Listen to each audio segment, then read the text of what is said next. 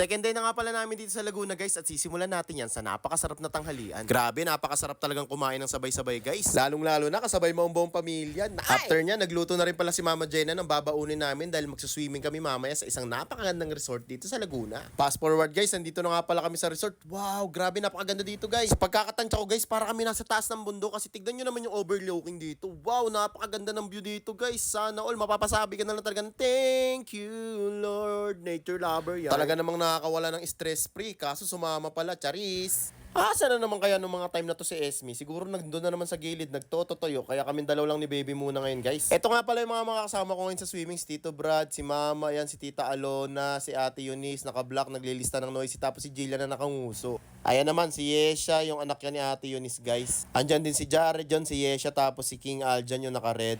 Eto naman si Jam Jam, tapos yung baby niya na si Sky. Ayan si Esme, nagsi-cellphone.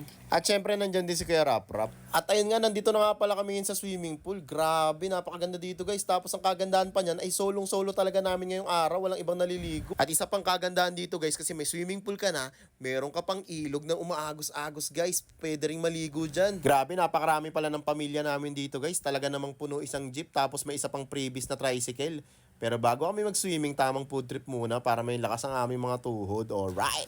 Food trip na naman ang mga itik. Tara guys, kain po tayo. Napakasarap naman talagang kumain ng sabay-sabay. Lalo na kung nagkakamay at kasabay mo ang iyong mga mahal sa buhay. Shoutout na rin sa aming pinakapoging tito na si Tito Jun at si Sky. Siyempre pagkatapos kumain guys, dumiretso na ako dun sa sapa guys. Nagpalutang-lutang na ako na parang isang diaper.